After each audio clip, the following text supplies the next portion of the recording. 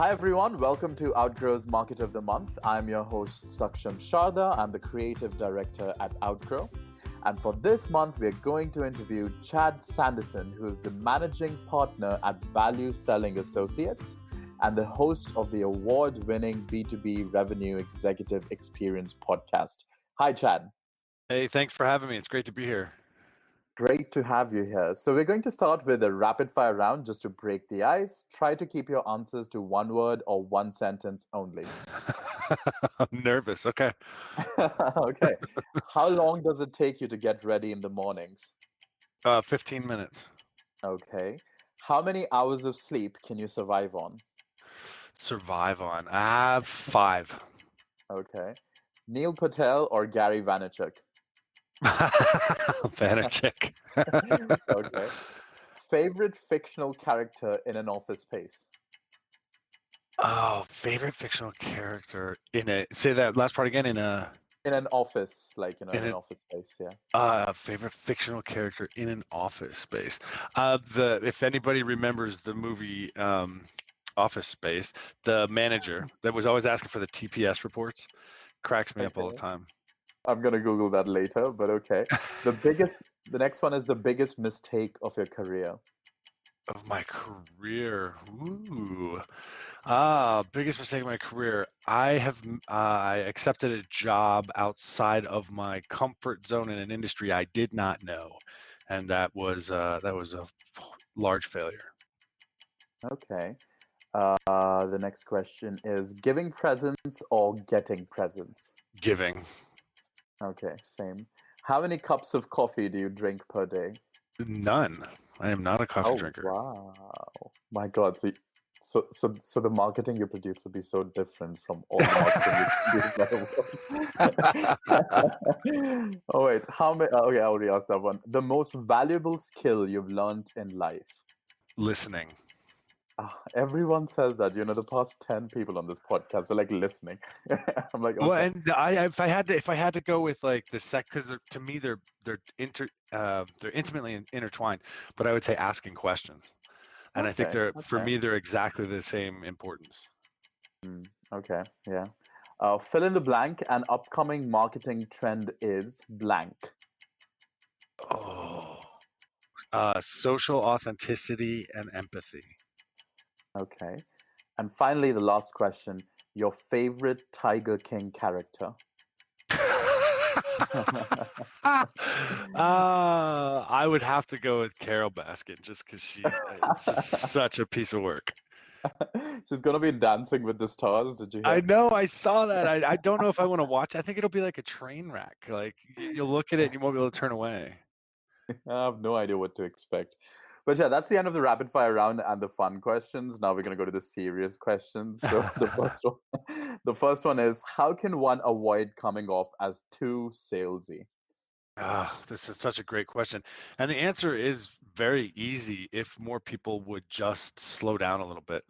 The easiest way is really to have a genuine curiosity about another human being's perspective, to ask the questions, to uncover what they find valuable, to tie to what their vision of something valuable is, to really set that groundwork for a consultative partnership.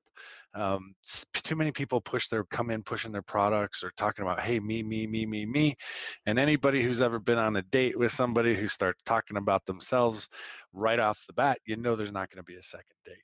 So we want to make sure we're focused on what they care about. And that just comes from a genuine sense of curiosity and empathy, I believe.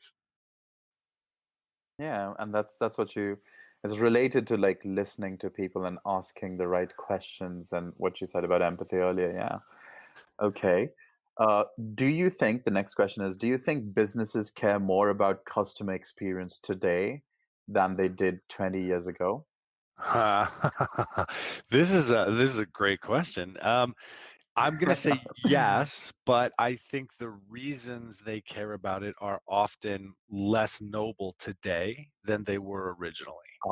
I think originally when people started to focus on customer experience, it was truly driven from a goal of developing a relationship with our customers, of understanding them, of being more responsive to their needs, of giving them an experience that was memorable, that improved their lives. I spent 10 Mm, years in digital agencies where we focused on that, and that was our driving focal point.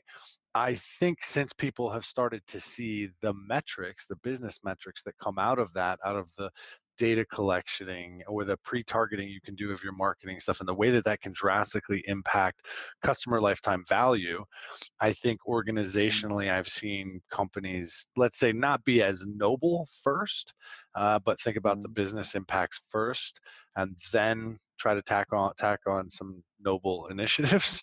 And so, yes, they care about it. I just think the reason they care about it has changed from a less, let's say, noble purpose when we first started caring about it. mm. So you would think then that the course of history is towards a dystopian future, and we're just getting worse and worse. I fight that. I fight it every day because i- we all take in so much information, we all see so much, and Mm, especially with the current world environment, and not just the pandemic but political and some of those things. I think it's not necessarily nefarious intent. I don't think that it mm, is coming from a place of a dark place, let's just say. I don't think it's coming from a place where people are inherently bad. I think what is happening is we are so targeting individuals and fracturing any shared common sense of reality. And as a result, you see polarization not only in political but in brand loyalty, and people that and I'll be right up front. I'm a Harley Davidson rider. I'm mm. very drawn to that brand, and therefore I don't pay attention or necessarily see any of the marketing and or stories or anything for any other motorcycle brand.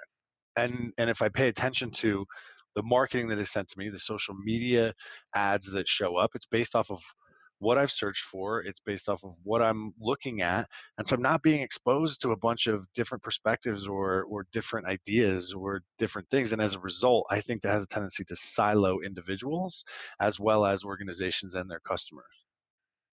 And how do you think then, because if 20 years ago the situation was better and has deteriorated now, that's a hard word to pronounce, deteriorated now, there must be something that fights back against this. And what do you think that is? Because, like, obviously, I think history goes in, like, circles. So I assume there is a force Absolutely. that's going to fight back against it. What is it? Where is it? Like, what do you think? I think it has to come from, and I think it will be, is becoming personal accountability and personal awareness of the impacts that some of these things are creating. It takes a little bit of you know of awareness, like, why am I reacting the way I am reacting to an idea or a piece of marketing or a company that I really don't know anything about? Like, but Mm. just slowing down, taking a deep breath. I think people are naturally going to see it, and I think they're going to see it most in their children. I think that Ah, I yeah. think the Mm, children, the reactions that you're seeing with some of the kids, and quite honestly, the pandemic, mm, there are some bright sides to it. People being able to be home with their children and see what they're learning, how they're interacting, spending more time with them. I think there will be a natural awareness that comes from it, and people will start to say, "Hey, you know what? There's a reason that none of the tech executives in Silicon Valley allow their children on social media until they're older." Right? I think there will be an awakening and awareness just from proximity, and I think it'll be accelerated as a result of the pandemic, because if everybody's home together, they're spending a lot more time looking at each other, being around each other, and I think that mm. awareness will come from the way they're seeing these things impact their children. Okay, all right. I love your clarity, by the way. I'm just like totally engrossed in what you're saying. All right, so the next question is very clear. The next question is, what are the limitations of virtual selling according to you? Ooh, I would have said, but pre pandemic, I would have said the ability to build truly strong, trusting relationships. Now I'm talking about a B2B environment, right? So Mm, if I'm selling to a B2B organization and I'm trying to convince someone to purchase a product or a solution that we're providing, they're typically, they're putting their career on the line to back our solution, to say this is the right solution. Even if it's a committee based, somebody somewhere is going to be held accountable for that decision. And so trust is critical. And I think it was originally more difficult, I'd say, in the first 3 months as people were adjusting to virtual.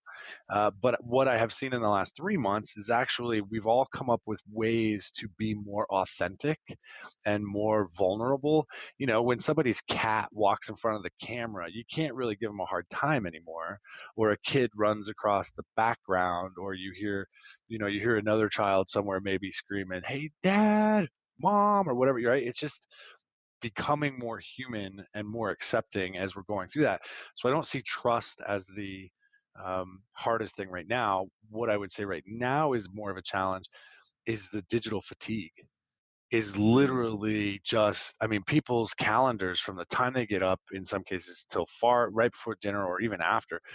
I'm staring and stuck to a screen at a higher degree than I was before, even when I was walking around with my nose in my phone.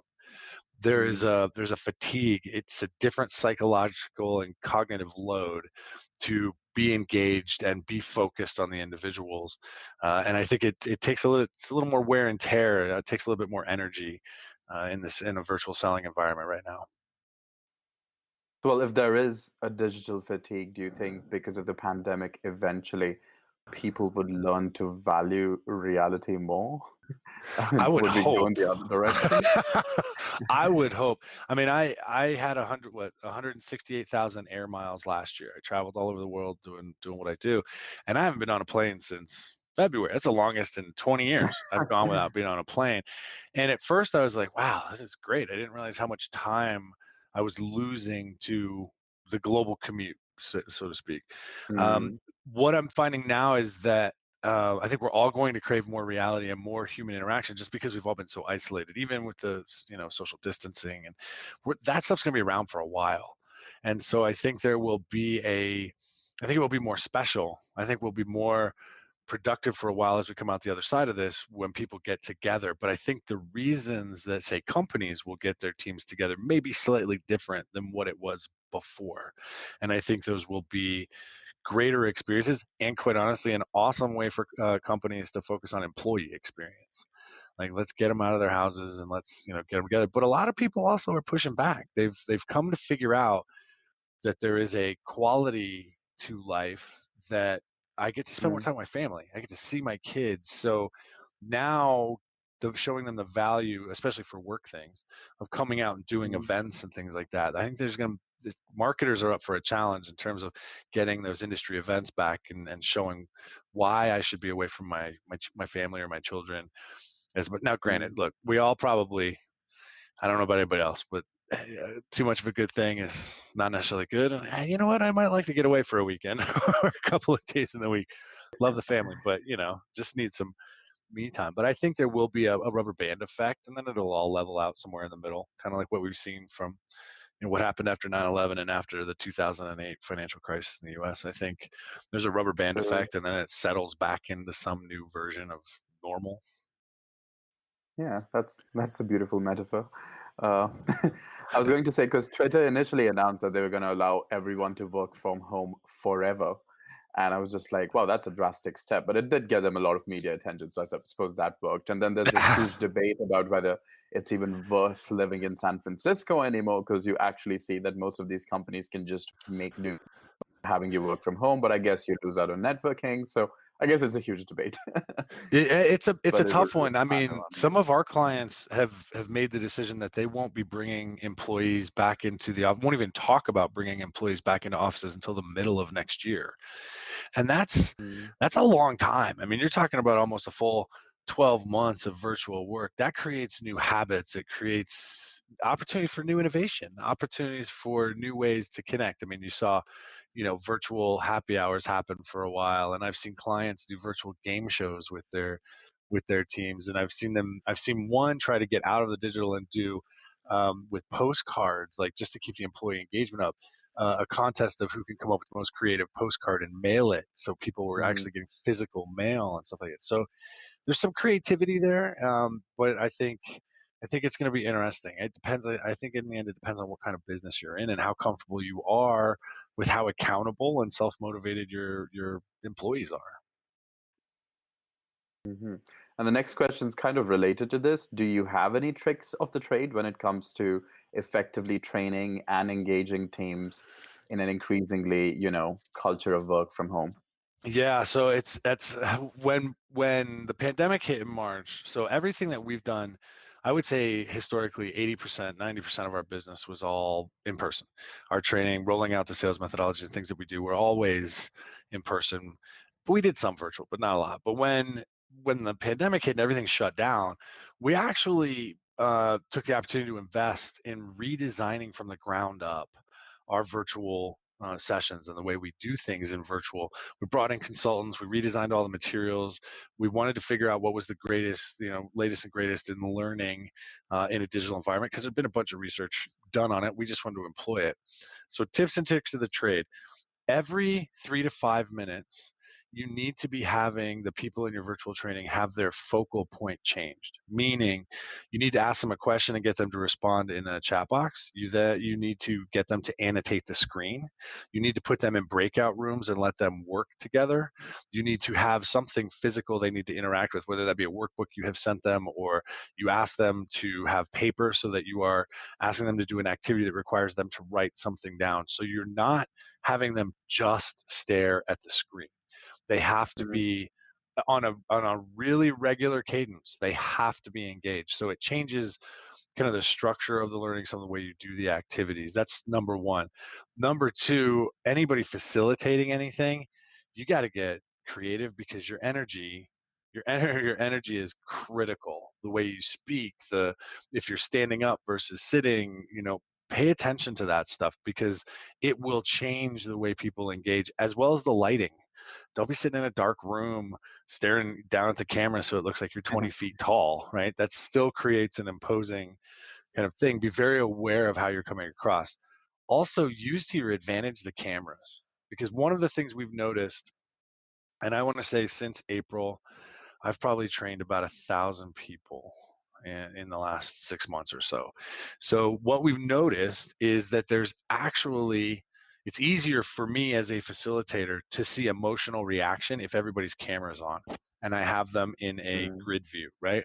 Whereas if I'm doing a workshop in some windowless hotel room or conference room somewhere, people can hide. They can hide in the back of the room. You can't really see everybody's face. You can't see how engaged they are or are not. I've gotten really good at being able to tell if somebody's paying attention to me, or they're trying to get a Slack message out, or they're or they're trying to send an email. It's like, hey, I can see the reflection in your glasses, just so you know that I know you're not looking at my slide. so, so don't be afraid to make it fun. Keep them interacting every 2 to 3 minutes, and really, as a facilitator, it's on us to make sure we're providing the best learning experience, the excitement, and we're setting the stage. That's interesting though how this culture has kind of changed because like we were working remotely even before the pandemic hit. For a long time we were working remotely. And in most cases, we discourage meetings and phone calls because we just feel everything can be resolved over text. But now Right. that the pandemic has hit and everyone is like, not like has no connection, then there's more reason to actually get on these calls and make them video calls because otherwise it's strange, I suppose. Yeah. Yeah. Well, and it's most people will have a tendency to try to multitask.